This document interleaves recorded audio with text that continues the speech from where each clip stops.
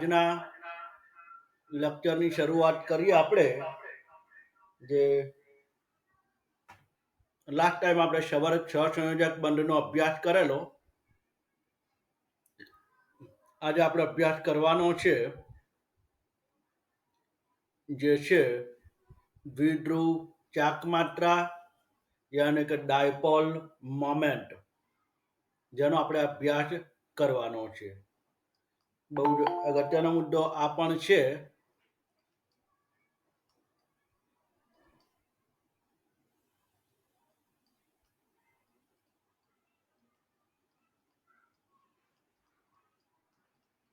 તો આપણે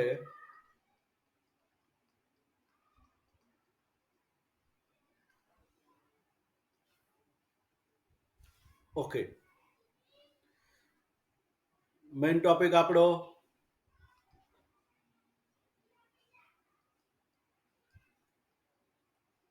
દ્વિધ્રુવ ચાકમાત્રા.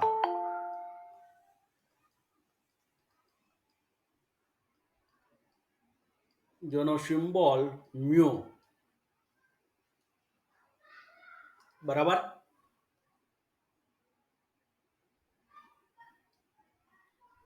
દ્વિધ્રુવ ચાકમાત્રા એ સહસંયોજક બંધની અંદર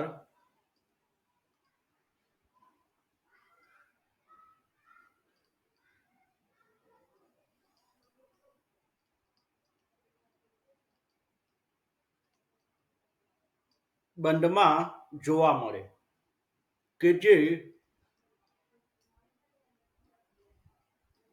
અણુની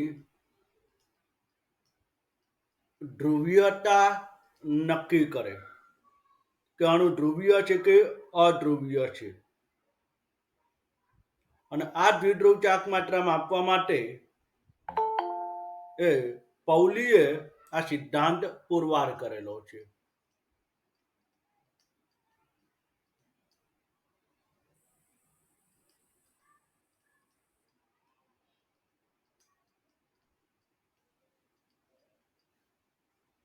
દ્વિધ્રુવ ચાકમાત્રા કે જેમાં આપણે કેવો અભ્યાસ આવશે, તો બેઝિક તમને માહિતી આપું કે જે આપણે શું અભ્યાસ કરવાનો છે. દાખલા તરીકે તમને આપવામાં આવેલું હોય આ રીતે ઓર્થો પેરા ડાયક્લોરોબેન્ઝીન,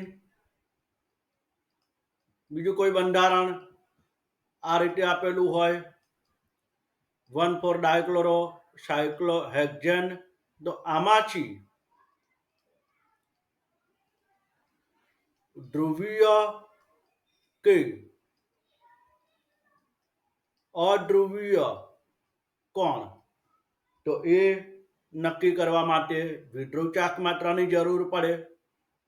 દાખલા તરીકે તમને આપવામાં આવેલા અલગ અલગ અણુઓ કે જેમ કે HCF2 આપેલું હોય, SO2 આપેલું હોય, CH3F આપેલ હોય,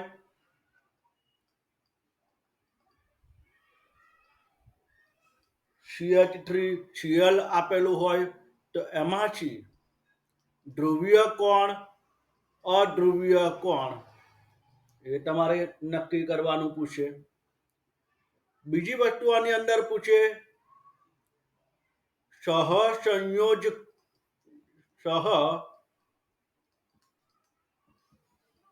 સંયોજક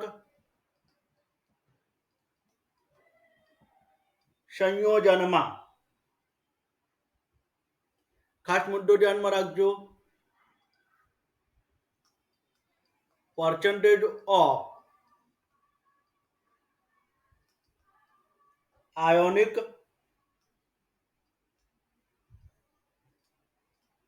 character, એટલે કે આયોનિક કેરેક્ટર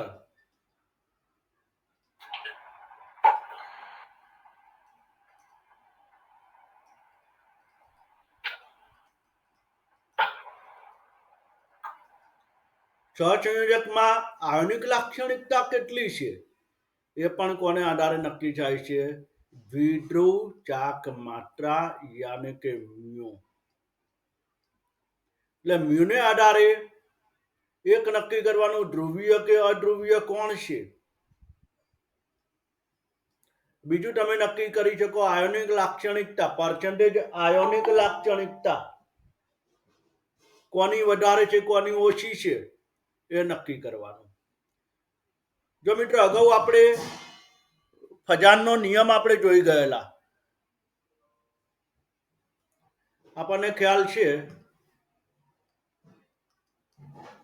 ફજાનનો નિયમ. પણ ફજાનના નિયમમાં શું હતું? આયોનિક સંયોજનમાં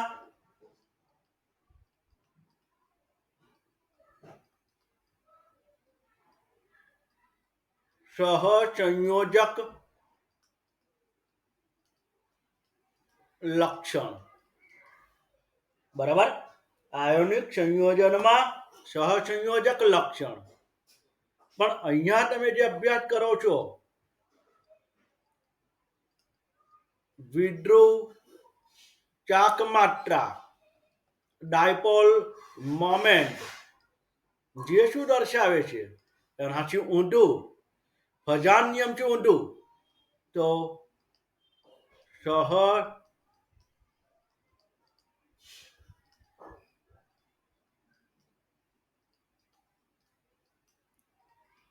સહસંયોજક સંયોજનમાં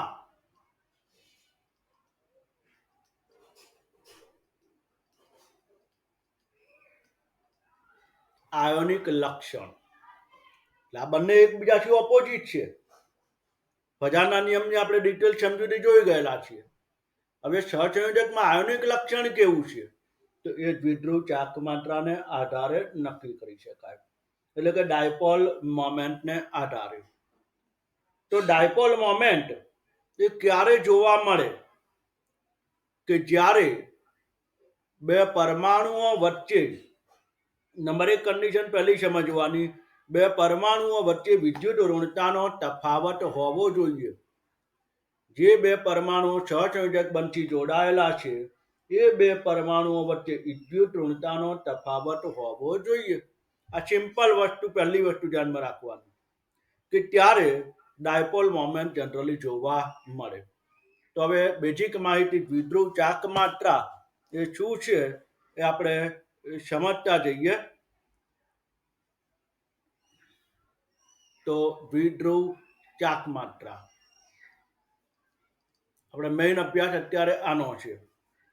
તો પહેલી વસ્તુ, દ્વિધ્રુવ ચાક માત્રાની અંદર ફર્સ્ટ પોઈન્ટ આપણે ધ્યાનમાં રાખીએ કે બે ધ્રુવો કે જે ધન અથવા ઋણ એમની વચ્ચેના વીજભાર અને અંતરના ગુણાકારને દ્વિધ્રુવ ચાક માત્રા તરીકે ઓળખવામાં આવે. બે ધ્રુવ વચ્ચે ધન અથવા ઋણ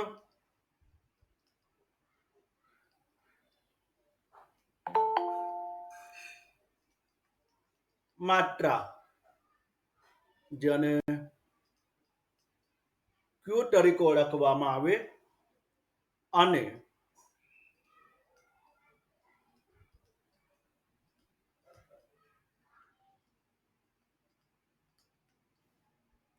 તેમની વચ્ચેના અંતર કે જે ડી ડિસ્ટન્સ તરીકે ઓળખવામાં આવે,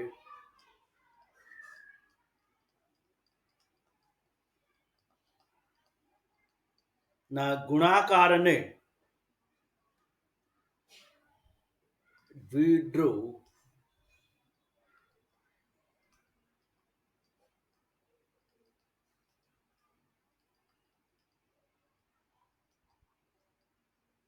ઇંગ્લિશમાં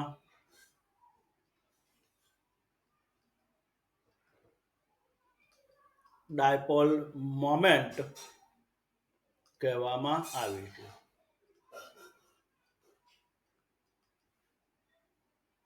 જેનું સૂત્ર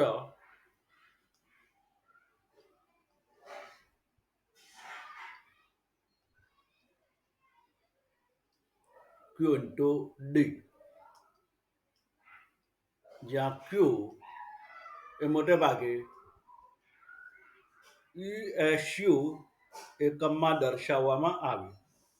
Qની વેલ્યુ જો મોટે ભાગે ESU એકમની અંદર દર્શાવવામાં આવે છે અને ડી એ સેન્ટીમીટર, અને એને આધારે આનો જે એકમ બને મ્યુ, તો mu is equal two ESU centimetre, જેમાં 1 × 10⁻18 ESU સેન્ટીમીટર, અને ઇઝ ઇક્વલ ટુ જે વેલ્યુ જે છે એ 1/1D,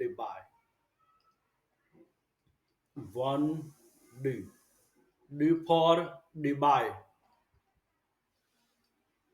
બરાબર, આટલી માહિતી આપણે અત્યારે હાલ આમાં ધ્યાનમાં રાખીએ. ફર્સ્ટ પોઈન્ટથી સ્ક્રીનશોટ લઈ લઈએ.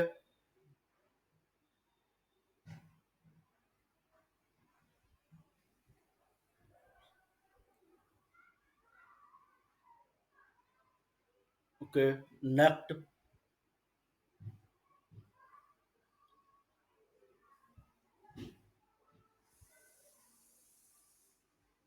ઓકે, બે પરમાણુઓ વચ્ચે વિદ્યુત ચાકમાત્રા જે દર્શાવવાની આવે છે એ કેવી રીતે દર્શાવી, આ મ્યુ શોધવાની વેલ્યુ એ બધું આપણે પછી જોઈશું. અભ્યાસ વન બાય વન આગળ જોતા જઈશું. બે પરમાણુ વચ્ચે વિદ્યુત ચાકમાત્રાને કેવી રીતે દર્શાવવામાં આવે છે એ આપણે એક માહિતી ધ્યાનમાં રાખવાની.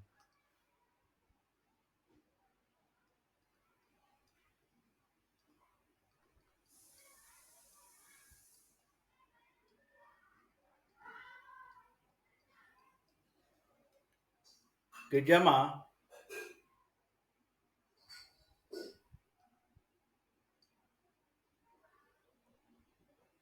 એમાં કેવી રીતે દર્શાવાય છે, તો આ પ્લસ ડેલ્ટા હોય તો આ માઇનસ ડેલ્ટા હોય. બરાબર, પ્લસ ડેલ્ટા તો આ બાજુ માઇનસ ડેલ્ટા. ટૂંકમાં જે બાજુ વિદ્યુત ઋણતા વધુ, અહીંયા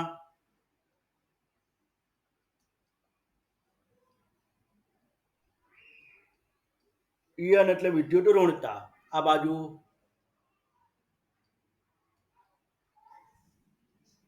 વધુ ઈયન. બરાબર, જે બાજુ વિદ્યુત ઋણતા વધુ હોય એ તરફ એને દર્શાવવામાં આવે છે. દાખલા તરીકે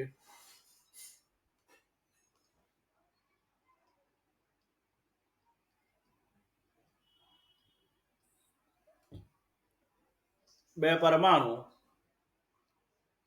H અને Cl. બરાબર, તો HCl પૈકી ક્લોરીનની વિદ્યુત ઋણતા કેવી છે, વધુ. ક્લોરીનની EN વધુ, હાઇડ્રોજનની EN ઓછી, જે આપણે જાણીએ છીએ. EN એટલે ઇલેક્ટ્રોનેગેટિવિટી, વિદ્યુત ઋણતા. તો અહીંયા હાઇડ્રોજનથી ક્લોરીન તરફ એની દ્વિધ્રુવીયતા દર્શાવવામાં આવે, એટલે કે આ રીતે.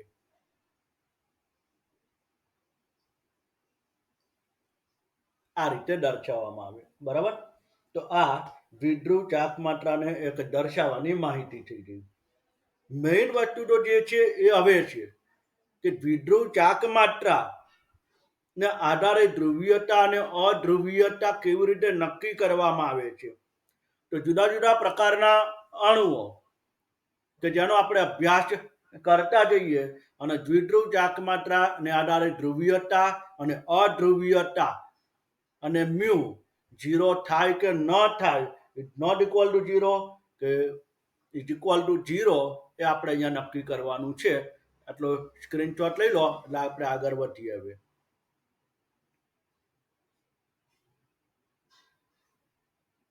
ઓકે,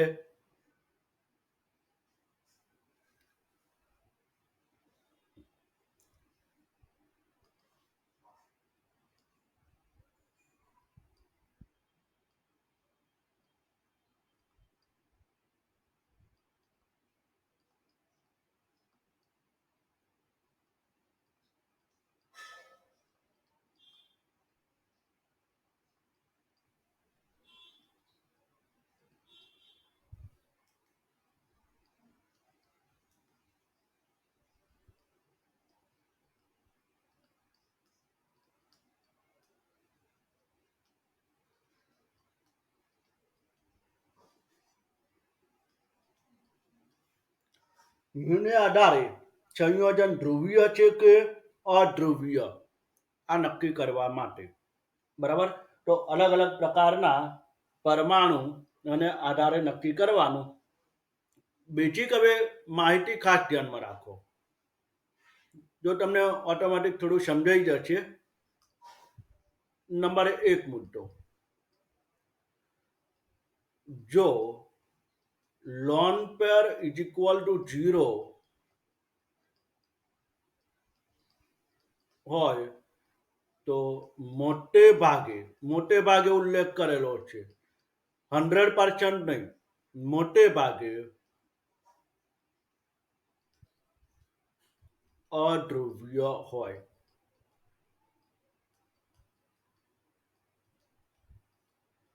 100% તો નહીં જ, પણ મોટે ભાગે. બરાબર.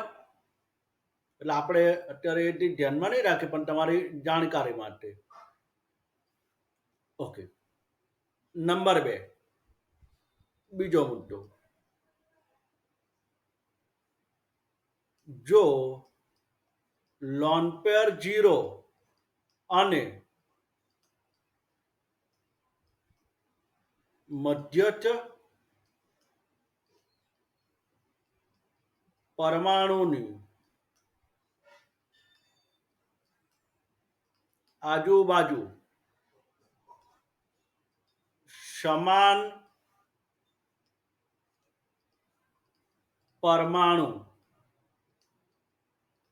જોડાયેલ હોય તો.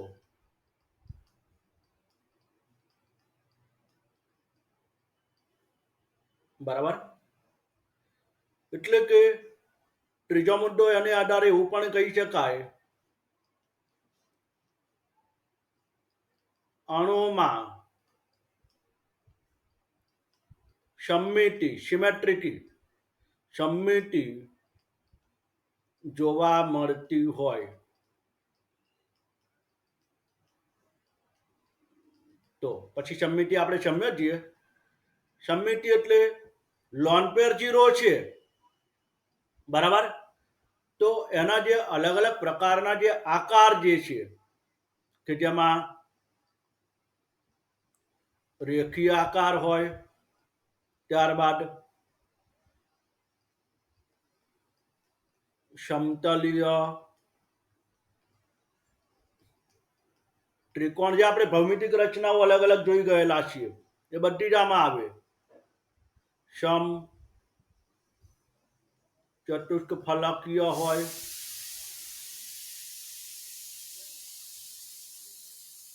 સમતલીય, સમચોરસ રચના હોય,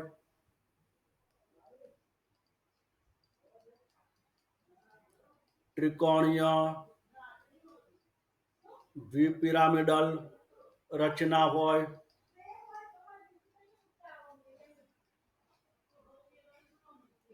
ત્યારબાદ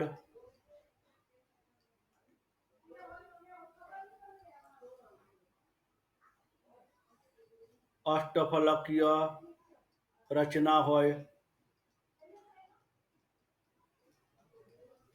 પેન્ટાગોનલ, દ્વિપિરામિડલ રચના હોય. આવી વિવિધ રચના હોય કે જે અણુમાં સમમિતિ, પણ કન્ડિશન ખાસ ધ્યાનમાં રાખજો, લોન પેર 0 હોવા જોઈએ ત્યારે. લોન પેર કેવી રીતે નક્કી કરવાની એ બધી આપણે માહિતી જોઈ ગયેલા છીએ. ઓકે. તો આટલી કન્ડિશન કે જે અણુની દ્વિધ્રુવીય તાપમાત્રા મ્યુના વેલ્યુમાં ફેરફાર દર્શાવે, પણ જે તે આ બેઝિક નિયમ છે, એવું નથી કે આ રીતે જ જોવા મળે. જેમ જેમ ઉદાહરણ જોતા જઈશું એમ વધારે આપણને સ્પષ્ટ થતું જશે. તો સૌ પ્રથમ પહેલા જ અણુથી, રેખીય પ્રકારના અણુથી આપણે શરૂઆત કરવાની. દ્વિપરમાણુય, પછી ત્રિપરમાણુય, એટલે કે બહુપરમાણુય અણુઓ. તો ફર્સ્ટ ઓફ પહેલો આપણે દ્વિપરમાણુય અણુથી શરૂઆત કરીએ. તો આટલો સ્ક્રીનશોટ લઈ લો, ત્યારબાદ આપણે આગળ વધીએ.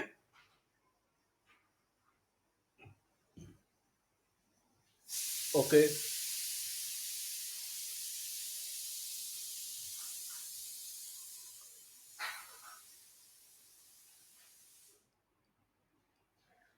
નંબર 1 પહેલું દ્વિપરમાણુવીય અણુ. દ્વિપરમાણુય અણુ એટલે કે એની અંદર બે જ પરમાણુ રહેલા હોય એવા અણુ. એમાં બે ભાગ. દ્વિપરમાણુય અણુની અંદર જોવા જઈએ તો બે પ્રકારના ભાગ બને, જેમાં એક આવે સમપરમાણુય, એક આવે સમપરમાણુય. બરાબર. તો સમપરમાણુય એટલે તો ઉદાહરણ આપણે જોઈએ H2 કે જેમાં H બોન્ડ H, Cl2 જેમાં Cl બોન્ડ Cl, એ જ રીતે N2 જેમાં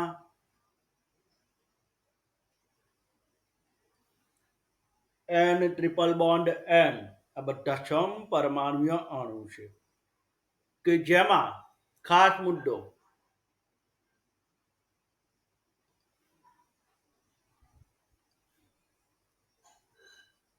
આ દરેકે દરેક અણુની અંદર ડેલ્ટા EN એટલે કે વિદ્યુત ઋણતાનો તફાવત કેવો હોય? 0. કારણ કે હાઇડ્રોજન હાઇડ્રોજન બંનેની વિદ્યુત ઋણતા સમાન, વિદ્યુત ઋણતાનો તફાવત 0 હોય અને માટે Q ઇઝ ઇક્વલ ટુ 0 બને, કોઈ વીજભાર ન બને. અને Q ઇઝ ઇક્વલ ટુ 0 બને તો સ્વાભાવિકપણે mu is equal to 0. Mu is equal to 0. અને જો મ્યુ 0 હોય તો એ જે અણુ જે છે એ કેવો બને?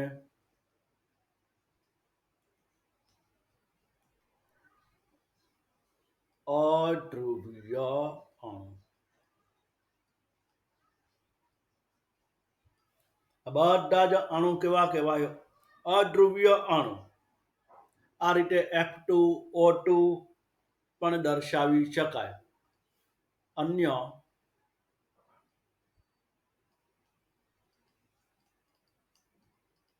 જેમાં F2O2 Br2 વગેરે વગેરે.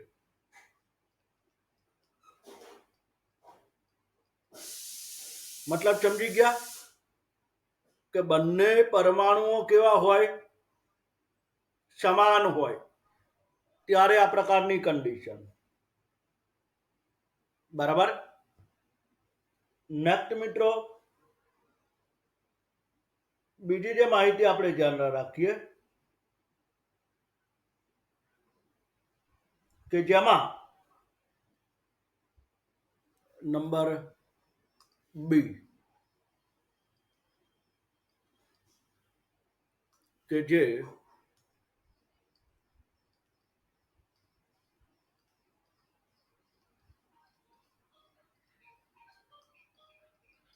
વિષમ પરમાણુય. વિષમ પરમાણુય હોય ત્યારે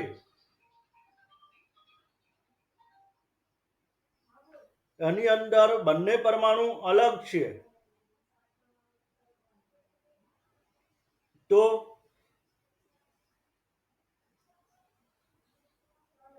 એની અંદર કેવી રીતે નક્કી કરવાનું?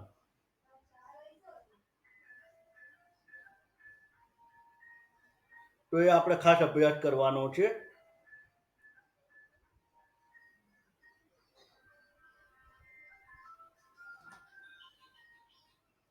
વિષમ પરમાણુ જેવા કે પહેલું ઉદાહરણ જોઈએ આપણે HF.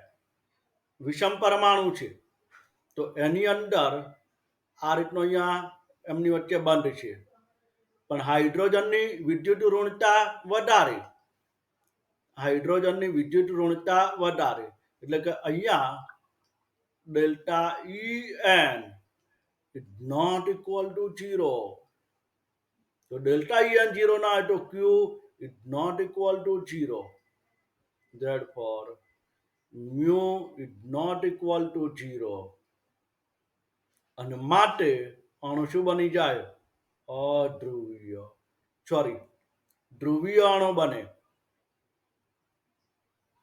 જે અણુ જે છે એ ધ્રુવીય જોવા મળે. કારણ કે એની અંદર તમે ડાયપોલ મોમેન્ટ આ રીતે તમે દર્શાવી શકો.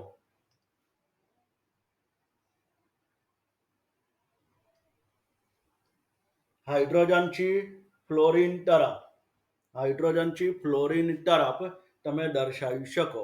તો ત્યાં આગળ ડાયપોલ મોમેન્ટ 0 થતી નથી. બરાબર.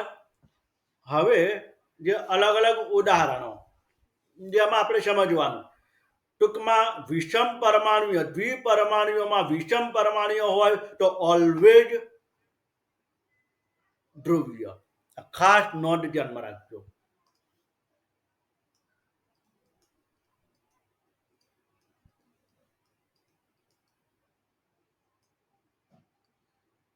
દ્વિપરમાણુય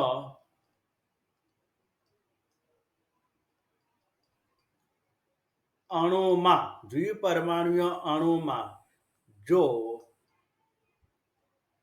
બંને અણુ, બંને પરમાણુ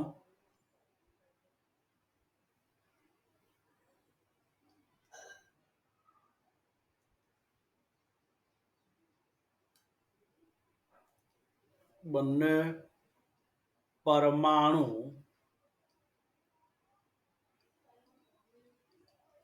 જુદા જુદા હોય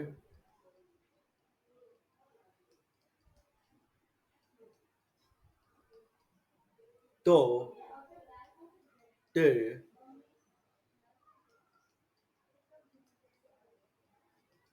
હંમેશા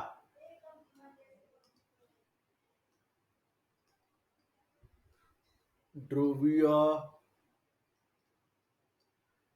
અણુ હોય. આ ધ્યાનમાં રાખવાનું કે જેમાં mu is not equal to 0 થાય. જેમાં mu is not equal to 0. બરાબર. ખાસ મુદ્દો ધ્યાનમાં રાખો. હવે આગળ નેક્સ્ટ ઉદાહરણ તમને સમજાવું. સ્ક્રીનશોટ લઈ લેજો.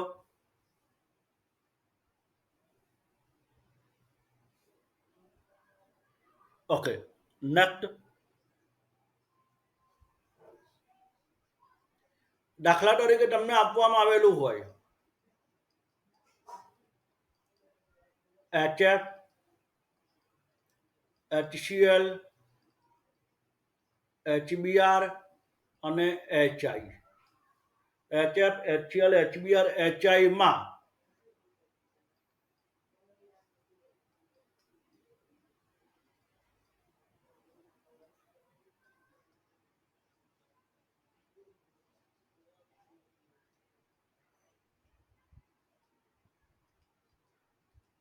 કોની મ્યુની કિંમત વધુ હશે અથવા મ્યુની કિંમતને આધારે ક્રમ જણાવો.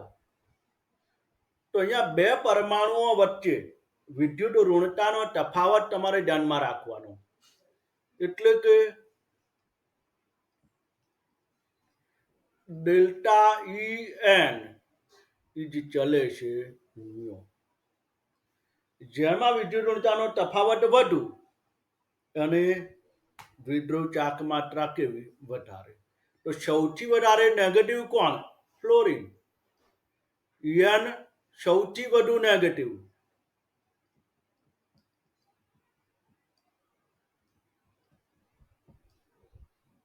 En ધરાવે. હાઇડ્રોજન બધામાં કોમન છે. હાઇડ્રોજન દરેકમાં કોમન. અગાઉ આપણે આ મુદ્દાઓ જોઈ જ ગયેલા છીએ.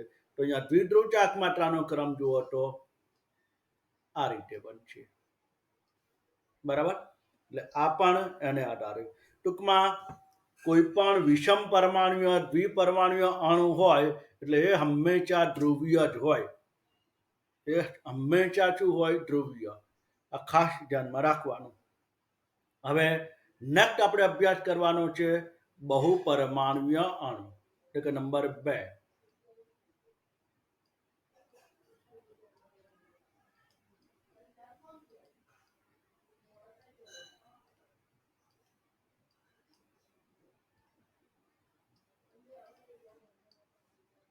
બહુપરમાણુય અણુ એટલે એમાં AB3 પેલા AB2 આવશે, AB2, AB3, AB4, AB5, AB6 વગેરે વગેરે.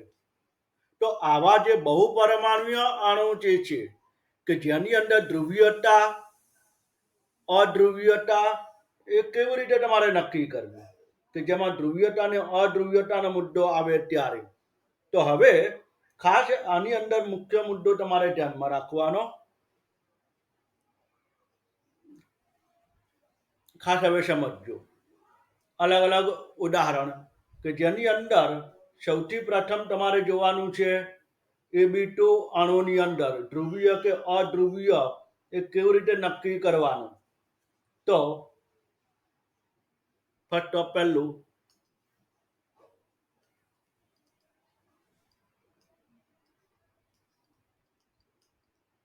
AB2 અણુ,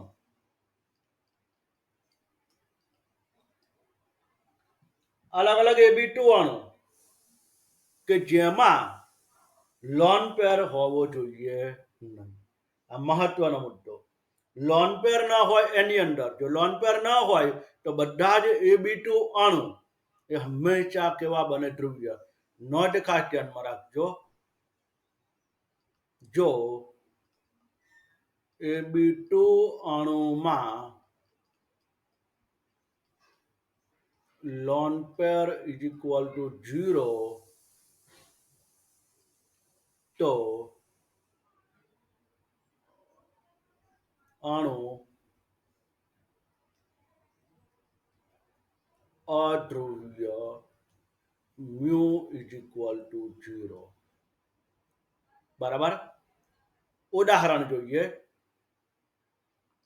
જેમાં અલગ અલગ ઉદાહરણમાં એક જોઈએ આપણે પહેલું BeCl2. તો BeCl2 સેન્ટ્રલ એટમ બેરિલિયમ, એમાં એક પણ લોન પેર હોતો નથી. આ બાજુ ક્લોરીન પરમાણુ, આ બાજુ ક્લોરીન પરમાણુ. લોન પેર ગણવાનું એ બધું આપણે અગાઉ શીખી ગયેલા છીએ, અત્યારે એ તમને નહીં સમજાવું. બરાબર. પણ આની દ્વિધ્રુવીયતા દર્શાવવામાં આવે તો શું થાય, બેરિલિયમ કરતા ક્લોરીનની વિદ્યુત ઋણતા વધારે છે, પરિણામે આ રીતે આવશે.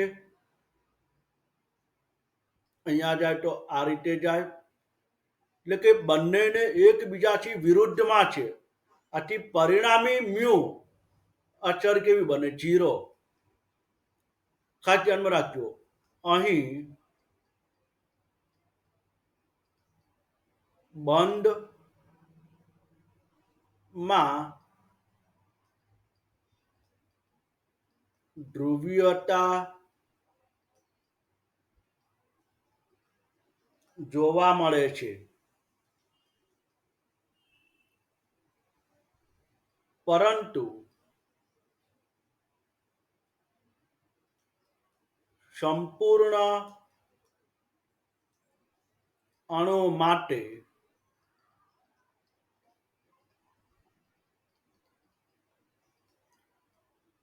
પરિણામી અસર કોની, મ્યુની, 0 થાય. કારણ કે બંને એકબીજાનો ઓપોઝ કરે છે.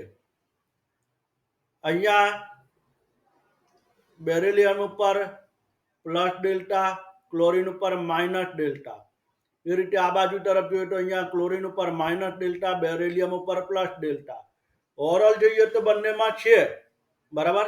તો એક બાજુનો જે છે એને તમે μ1 કહો, આ μ1, આ બાજુનો μ2, પણ μ1 ઇઝ ઇક્વલ ટુ μ2 અને જે એકબીજાથી શું છે, વિરુદ્ધ.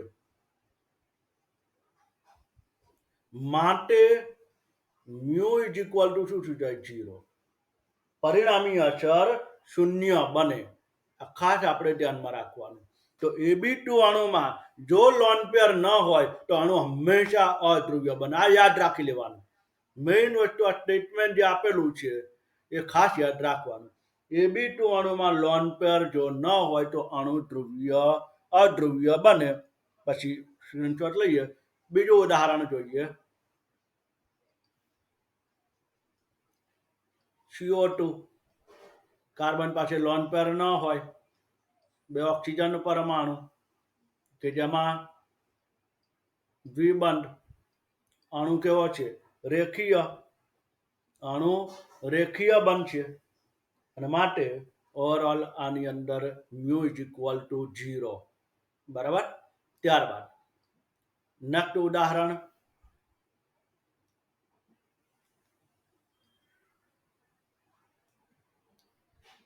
C2H2. C2H2 જો C2H2 ની અંદર જોઈએ તો કાર્બન કાર્બન, આ બાજુ હાઇડ્રોજન. બંધ રચના જોઈએ તો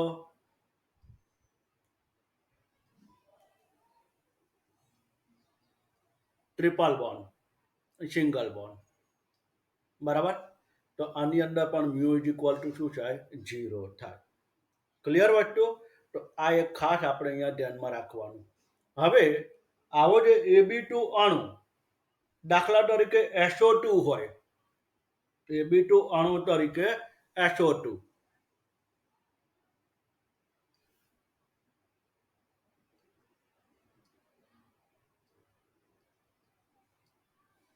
તો SO2 અણુની અંદર કદાચ આપને ખ્યાલ હોય તો આપણે લોન પેર બોન્ડ પેર સંકરણને આધારે ગણતરી કરી દીધેલી છે કે જેમાં સલ્ફર પરમાણુ, બે ઓક્સિજન પરમાણુ, બરાબર, અને આ સલ્ફર પરમાણુ સાથે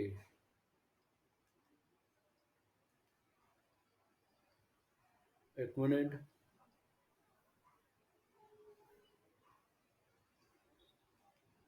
સલ્ફર પરમાણુ સાથે આ રીતે અહીંયા લોન પેર છે. બે ઓક્સિજન આ રીતે અહીંયા દ્વિબંધથી જોડાયેલા છે. પણ સલ્ફર પરમાણુ સાથે અહીંયા લોન પેર હોવાને પરિણામે અહીંયા ઉપરની તરફ એક ડાયપોલ મોમેન્ટ જોવા મળે. ઉપરની તરફ અહીંયા આ રીતે ડાયપોલ મોમેન્ટ જોવા મળે. સલ્ફર કરતા ઓક્સિજનની વિદ્યુત ઋણતા વધારે. આ રીતે થાય. પણ અહીંયા પરિણામી અસર શૂન્ય ન બને. આ બંનેનો ભાગ માની લો કે 0 કરે, H અને O ને 0 કરે, પણ અહીંયા lone pair is not equal to 0. માટે mu is not equal to 0 અને માટે અણુ કેવો બની જાય? ધ્રુવ્ય. અણુ ધ્રુવ્ય. એટલે AB2 માં હવે એક જ વસ્તુ તમારે સિમ્પલ જોઈ લેવાની, તમને લોન પેર ગણતા આવડવું જોઈએ. AB2 માં લોન પેર 0 તો અધ્રુવ્ય. AB2 માં lone pair is not equal to 0 તો અણુ ધ્રુવ્ય. તો mu is not equal to 0. Clear વસ્તુ? એટલે આ ખાસ અહીંયા ધ્યાનમાં રાખવાનું. કારણ કે તમને આ રીતના જ ઉદાહરણ આપેલા હોય તો તમને એ વખતે ખબર પડવી જોઈએ કે આની અંદર ક્યાં 0 થશે ને ક્યાં 0 નહીં થાય, એ આપણને ખબર પડવી જોઈએ. ઓકે. તો આ AB2 અણુમાં સ્ક્રીનશોટ લઈ લો.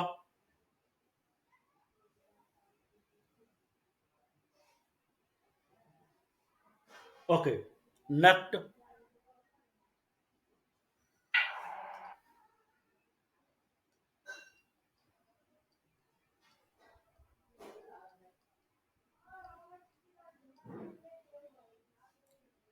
હવે જે છે AB3 પ્રકારના અણુ. તો AB3 પ્રકારના અણુઓની અંદર અલગ અલગ અણુઓ,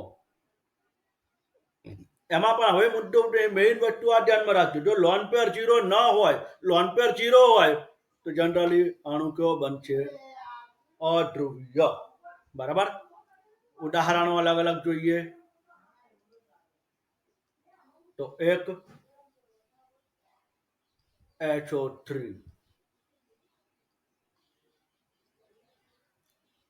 BF3, એ રીતે BCl3. આ જે અણુઓ જે છે કે જેમાં mu is equal to 0. કારણ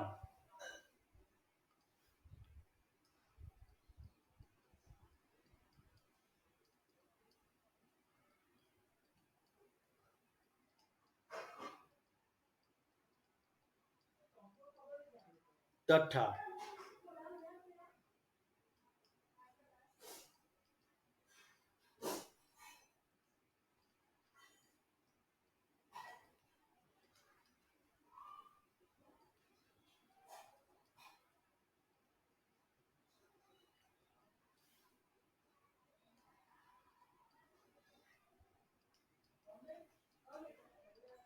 બધામાં લોન પેર 0 હોય અને મધ્ય પરમાણુ સાથે સમાન પરમાણુ જોડાયેલા હોય. બરાબર. જેમ કે SO3 ની રચના તમને દર્શાવી દઉં. સલ્ફર 3 ઓક્સિજન પરમાણુ સમતલ્ય ત્રિકોણ આકાર સ્વરૂપે અહીંયા દ્વિબંધ આ રીતે. સલ્ફર કરતા ઓક્સિજનની વિદ્યુત ઋણતા કેવી હોય? વધારે. સલ્ફર કરતા ઓક્સિજનની વિદ્યુત ઋણતા વધારે હોવાને પરિણામે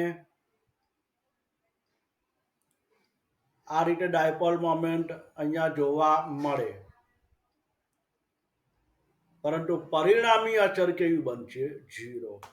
પરિણામી અસર અહીંયા 0 બનશે. એટલે AB3 અણુ છે છતાં પણ. બરાબર. બીજું ઉદાહરણ જોઈ લઈએ. બાકી આ બધા જ એ રીતના બની જાય. બરાબર. NH3 ammonia.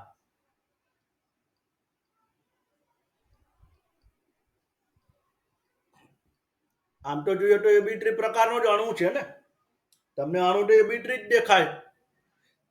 પણ એની અંદર જોઈએ તો એમોનિયાના અણુના બંધારણમાં આપણને દરેકને ખબર જ છે. નાઇટ્રોજન પરમાણુ, હાઇડ્રોજન, હાઇડ્રોજન, હાઇડ્રોજન કે શંકરણ sp3 છે. અહીંયા single bond, single bond, single bond. આ ઉપરાંત નાઇટ્રોજન પાસે એક લોન પેર હોય. બરાબર. અહીંયા નાઇટ્રોજનની વિદ્યુત ઋણતા કેવી? વધારે. નાઇટ્રોજનની વિદ્યુત ઋણતા વધારે પરિણામે આ રીતે ત્રણેય બંધનો ઇલેક્ટ્રોન યુગ્મ નાઇટ્રોજન તરફ ખસેલું હોય અને આ જે છે એ આ રીતે. તો અહીંયા લોન પેર હોવાને કારણે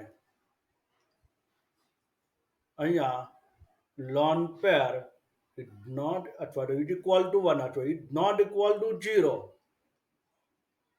માટે અહીંયા mu is not equal to 0 માટે અણુ કયો બની જાય? ધ્રુવીય. બરાબર. અણુ કયો બની જાય? ધ્રુવીય. તો AB3 પ્રકારના અણુની અંદર આ જ રીતે NCl3 હોય, NF3 હોય વગેરે વગેરે. સંકરણ મુદ્દો મેઇન નહીં. સંકરણ બરોબર છે, આપણે સમજવાનું છે, પણ મેઇન વસ્તુ તમારે એમાં લોન પેર છે કે નહીં એ વાત આપણે ખાસ ધ્યાનમાં રાખવાનું. બરાબર. તો એ મુદ્દા સાથે આપણે જોડે જોડે ચાલતા જવાનું. ત્યાર પછી આગળ આપણે અભ્યાસ કરીએ કે જેમાં AB4 અણુ. સ્ક્રીનશોટ લઈ લેજો.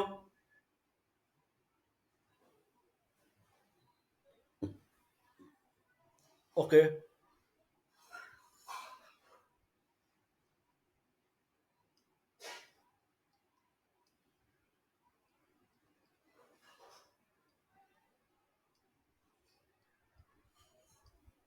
તો AB4 અણુની અંદર એમાં જે ઉદાહરણ આપણે જોઈએ, દાખલા તરીકે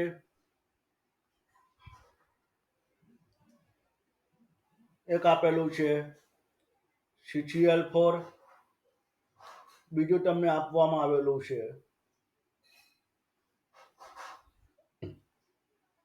CH4, ત્યારબાદ ત્રીજું આ ઉદાહરણ છે SiH4. બરાબર. દરેકની અંદર mu ઇઝ ઇક્વલ ટુ 0, એટલે કે અણુ અધ્રુવીય. કારણ મેં હમણાં જ વાત કરી એ જ મુજબ, કારણ કે દરેકમાં loan pair is equal to 0 અને બાહ્ય પરમાણુ સમાન.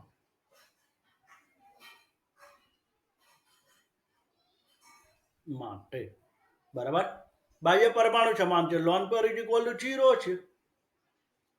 પરંતુ જો આ રીતની રચના હોય, હવે ખાસ સમજજો, લોન પેર 0 હોય એ એટલું જરૂરી નથી.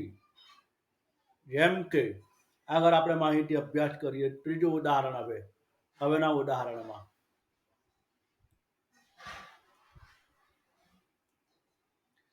CH3F કે જેમાં loan pair is equal to 0,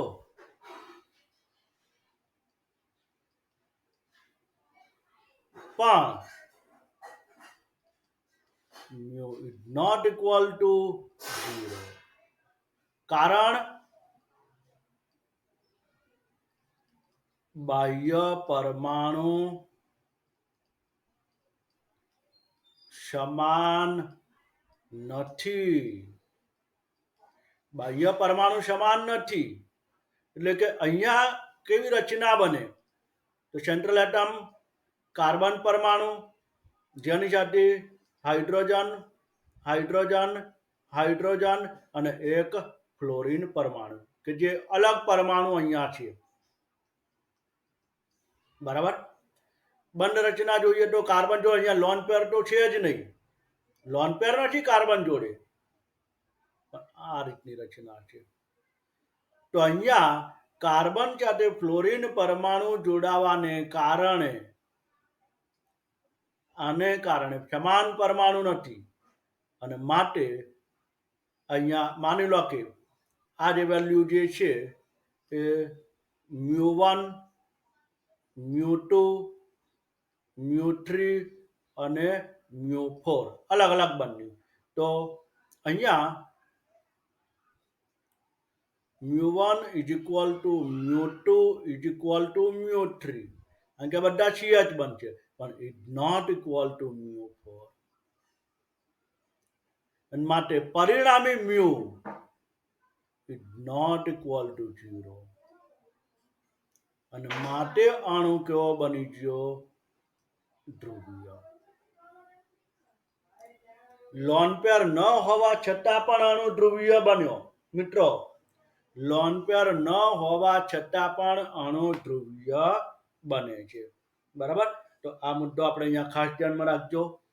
જેમાં પછી આપણે એક ક્રમ, જે અત્યારે હાલનું 10મું ચેપ્ટર આપણે જે ચાલે છે એની અંદર પણ આપણે આવો અભ્યાસ કરી ચૂકેલા છીએ. કે દાખલા તરીકે CH3Cl, ત્યારબાદ CH2Cl2, CHCl3 અને CCl4. બરાબર. તો આમાં દ્વિધ્રુવ ચાક માત્રાનો ક્રમ તો આપણે દર્શાવેલો જ છે, આપણને ખ્યાલ છે, જે અભ્યાસ આપણે કરી ચૂકેલા છીએ, કે ત્યાં અત્યારે હાલ એની ચર્ચા કરતા નથી. ટૂંકમાં બાહ્ય પરમાણુ જો સમાન ન હોય તો મ્યુ એ હંમેશા કેવો બને? Is not equal to 0. બરાબર. તો આ પણ મુદ્દો અહીંયા ખાસ ધ્યાનમાં રાખવાનો. ત્યારબાદ આગળ હવે AB5 અણુ, સ્ક્રીનશોટ લઈ લેજો.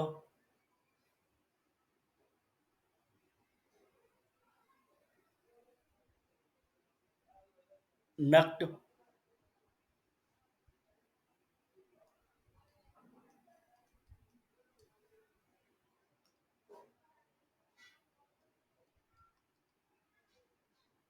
AB5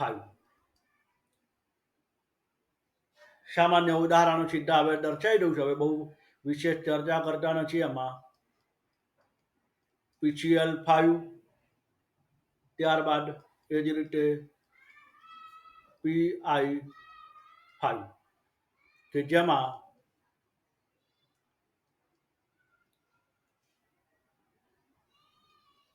mu is equal to 0 કારણ lone pair is equal to 0 અને સમાન પરમાણુ.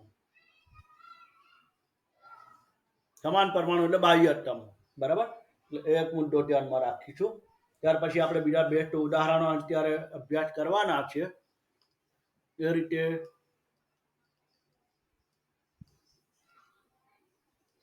AB6 છે.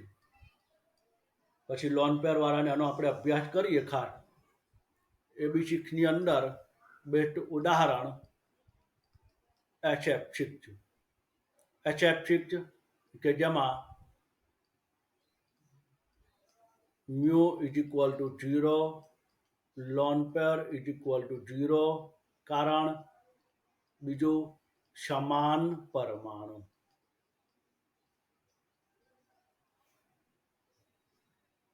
બરાબર, એટલે આ બધા જ HF6 ના જે બધા જે છે એ જનરલી લોન પેર 0 હોય અને સમાન પરમાણુ હોય તો mu 0 બને. બરાબર, હવે આ ખાસ ધ્યાનમાં રાખજો. લોન પેર 0 અને સમાન બાહ્યતમ પરમાણુ તો mu 0 અણુ અધ્રુવીય. બરાબર, બેસ્ટ 3 ઉદાહરણ બહુ સમજજો. ખાસ અગત્યના 3 ઉદાહરણ છે જેમાં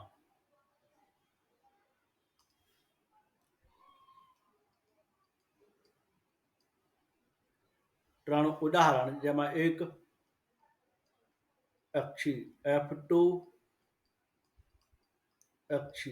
F4 અને F6 પૈકી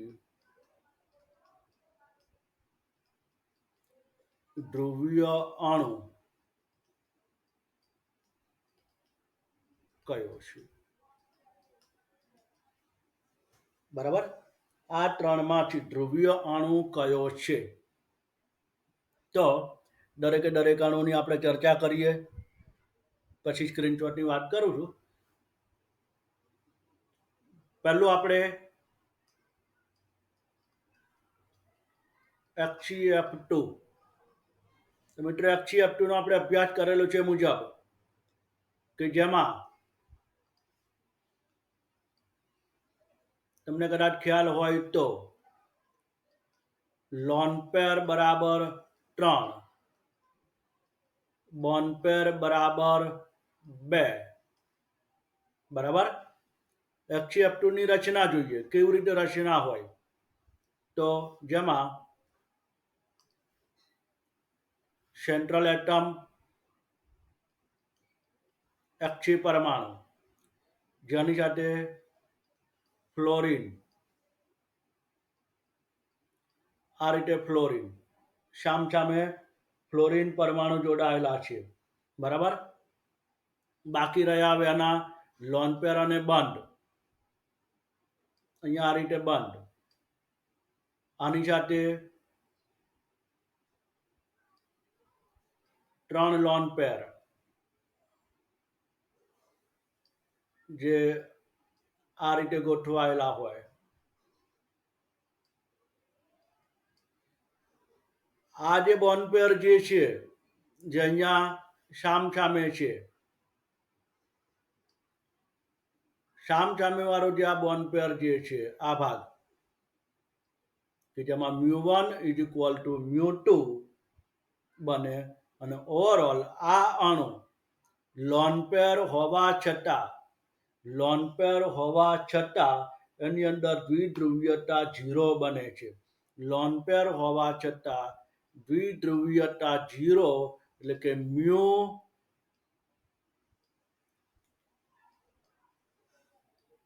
એક મિનિટ કે જેમાં મ્યુ ઇઝ ઇક્વલ ટુ 0 અને માટે અણુ અધ્રુવીય. બરાબર, આ ખાસ ધ્યાનમાં રાખજો. બીજો અણુ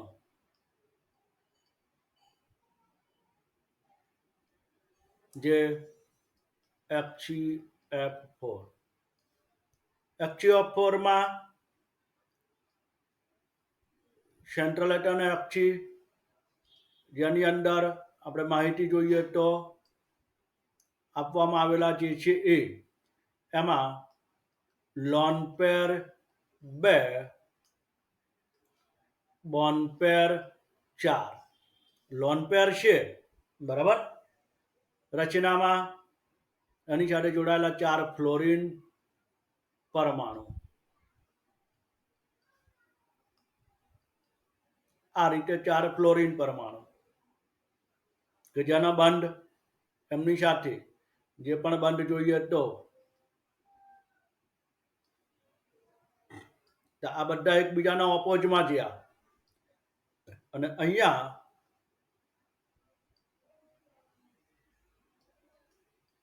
સામે લોન પેર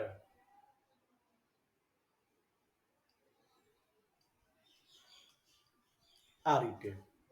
તો આની અંદર પણ ખાસ ધ્યાનમાં રાખજો કે મ્યુ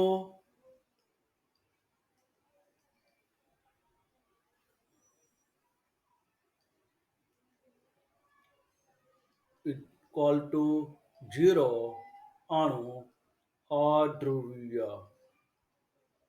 કે તમારો બેઝિકલી પરમાણુનો આકાર જે સમતલીય સમચોરસ આકાર બને છે જે લોન પેર હોવા છતાં કારણ કે લોન પેર એકબીજાનો અપોઝ કરે છે લોન પેર એકબીજાનો અપોઝ કરે અને બોન પેર પણ એકબીજાનો અપોઝ કરે એટલે બધી બાજુ છે બરાબર. અને છેલ્લો જે છે ત્રીજો અણુ કે જે તમને આપવામાં આવેલો છે HCF6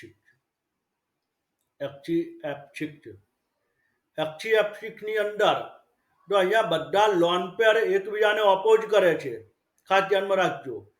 અહીંયા HCF2 માં 3 લોન પેર એકબીજાને અપોઝ કરે HCF4 માં બંને સામેના લોન પેર એકબીજાને અપોઝ કરે. અહીંયા HCF6 ની અંદર પરિસ્થિતિ શું જોવા મળે કે જેમાં લોન પેર 1 અને બોન પેર 6 બરાબર. તો એની જે અણુ જે છે કે જેમાં સેન્ટ્રલ એટમ HC જેની સાથે જોડાયેલા F F F F ઉપર નીચે F અને આ F બરાબર. ઓવરઓલ આ રીતની રચના છે કે જેમાં એકબીજા સાથે સિંગલ બોન્ડ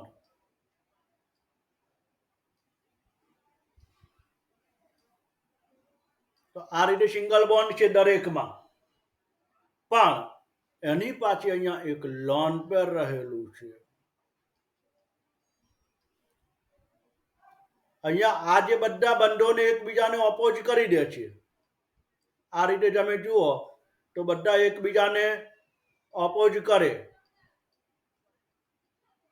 પણ લોન પેરને અપોઝ કરવા માટે અહીંયા કોઈ નથી. લોન પેર એક બાજુ રહે છે એટલે પરિણામી અચર 0 ન બને. આમાં પરિણામી અચર 0 ન બને. આની અંદર શું છે જો HCF4 માં આ બાજુ ગયું આ ફ્લોરિન તરફ આ બાજુ આ ફ્લોરિન તરફ આ બાજુ આ ફ્લોરિન તરફ લોન પેર એ પણ જુઓ એકબીજાને અપોઝ કરે છે એટલે પરિણામી અચળ શું રહે છે? 0. આની અંદર 3 લોન પેર જે સમતલ્ય ત્રિકોણમાં છે, જે એકબીજાને ઓપોઝ કરે, આ જે આવે એ પણ એકબીજાને ઓપોઝ કરે, એટલે આમાં પરિણામી અસર 0 બની જાય, એટલે મ્યુ 0 બને. પણ જે છેલ્લો જે અણુ જે છે લાસ્ટ, કે જેમાં મ્યુ નોટ ઇક્વલ ટુ 0, અને માટે તે અણુ કેવો બની જાય? અધ્રુવીય, સોરી ધ્રુવીય.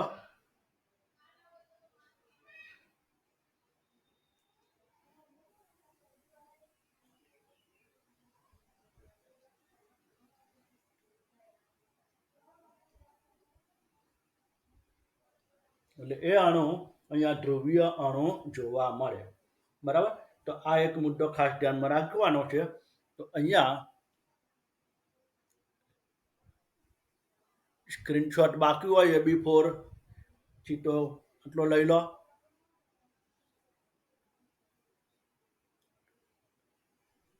નક્ત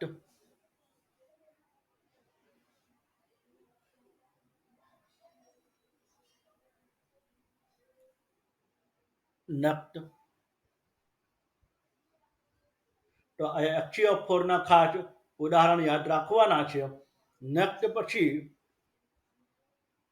હવે જે મુદ્દો આપણે અભ્યાસ કરવાનો આવશે, કે જેમાં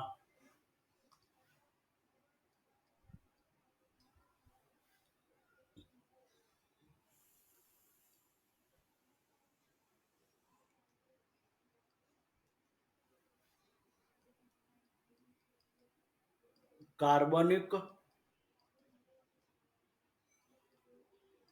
અણુમાં આપણે અભ્યાસ કરવાનો છે ડાયપોલ મોમેન્ટ.